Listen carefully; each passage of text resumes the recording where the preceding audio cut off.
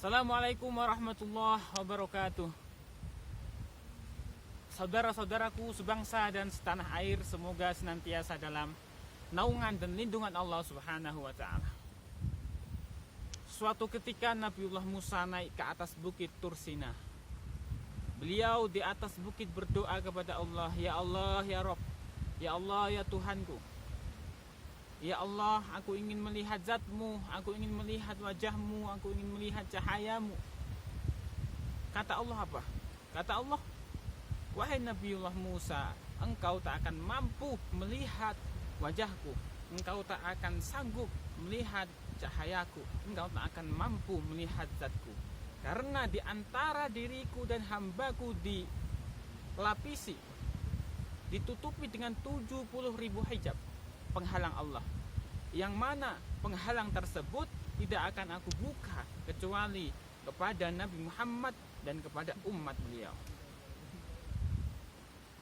Kemudian Nabiullah Musa menjawab, "Kalau begitu ya Allah, jadikanlah diriku termasuk salah satu bagian dari umat baginda Nabi Muhammad sallallahu alaihi wasallam." Dikisahkan dalam mimpinya Asy-Syaikh Al-Imam Abdul Hasan Asy-Syadzili, seorang pendiri tarekat Syadziliyah, seorang pengarang Hizb Bahar, pengarang Hizb Nasr, tokoh sufi besar.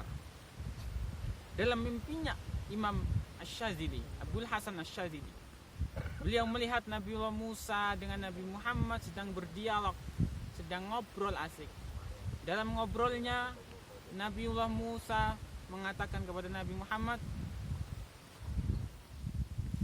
"Wahai baginda Nabi, apakah benar dulu engkau pernah mengatakan, ulama ummati afdalu min nabiyyi Bani Israel? Ulama-ulama dari golongan umatku itu kepintarannya, kecerdasannya, kealimannya itu menandingi, mengungguli nabi-nabi dari golongan Bani Israel." Kemudian Nabiullah Muhammad menjawab, "Iya, betul."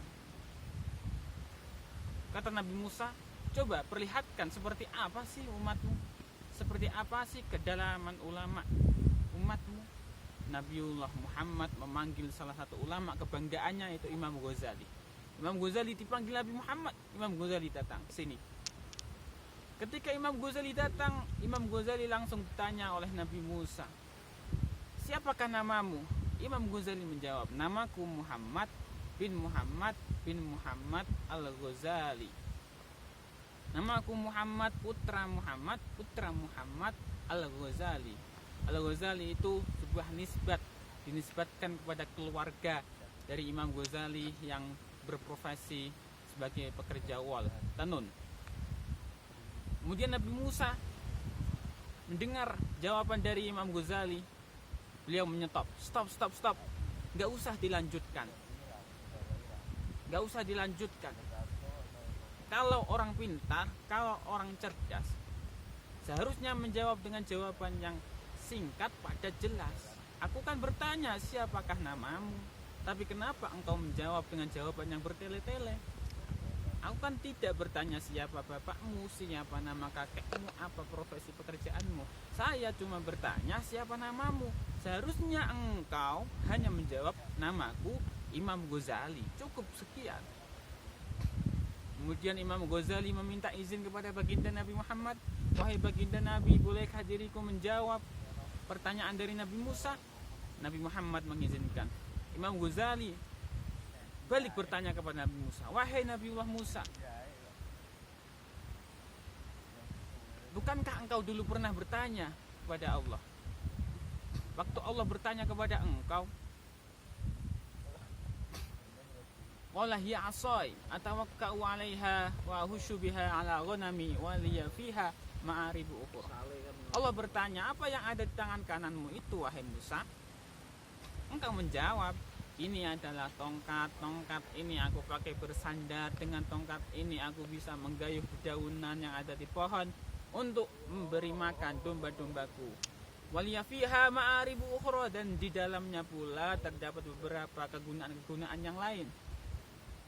Seharusnya kalau orang cerdas, orang pintar, orang alim menjawab dengan jawaban yang singkat pada jelas. Allah hanya bertanya, apa yang ada di tangan kananmu? Cukup engkau menjawab, ini adalah tongkat, cukup, jangan dilanjutkan. Tapi kenapa engkau menjawab dengan jawaban yang bertele-tele? Allah tidak bertanya apa kegunaannya, apa fungsinya, dan lain sebagainya.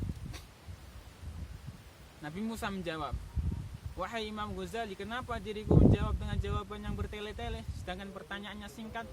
Karena diriku ingin berlama-lama dengan Allah, bercakap lama dengan Allah, mengambil berkah dengan Allah, agar diriku mendapat berkahnya Allah. Imam Ghazali pun menanggapi jawaban Nabi Musa, wahai Nabi Musa, begitupun juga dengan diriku. Kenapa diriku menjawab dengan jawaban yang panjang? Karena diriku ingin mengambil berkah dari engkau yang dulu pernah diajak bicara langsung oleh Allah, sehingga engkau mendapat julukan kalimullah, orang yang pernah diajak bicara langsung oleh Allah. Karena diriku ingin mengambil berkah dari engkau. Seketika Nabiullah Musa terdiam dan mengakui kedalaman dan kealiman ulama dari golongan umat Nabi Muhammad, seperti yang disabdakan Nabi, ulama ummati ka'ambiyai Bani Israel. Ulama-ulama dari golongan umatku itu sama menandingi nabi-nabi dari golongan Bani Israel. Seketika Nabiullah Musa ingin menjadi umat Nabi Muhammad. Itulah salah satu gambaran daripada keutamaan umat Muhammad dan ketinggian derajat daripada ulama-ulama dari golongan Nabi Muhammad Sallallahu Alaihi Wasallam. Semoga kita bisa meniru ketauladanan, semangat, wirah para ulama-ulama yang dibanggakan oleh baginda Nabi Muhammad Sallallahu Alaihi Wasallam. Semoga sehat selalu. Sekian. Wassalamualaikum warahmatullahi wabarakatuh.